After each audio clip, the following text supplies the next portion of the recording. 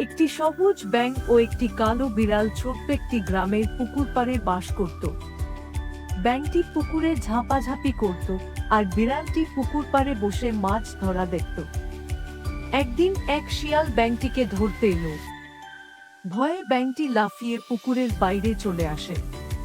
ঠিক তখনই বিড়ালটি শিয়ালকে দেখে গর্জন করে উঠল। শিয়াল ভয় পেয়ে পালিয়ে গেল।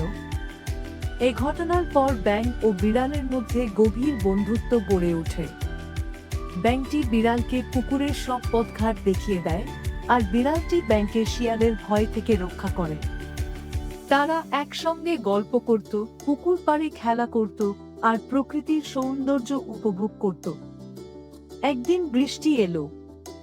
ব্যাঙটি খুশি হয়ে লাফিয়ে উঠে বিড়ালকে বলল, এটাই আমার প্রিয় সময়। বিড়ালটি হেসে বলল, তোমার প্রিয় সময়কে আমারও প্রিয় করে তুলেছ তুমি।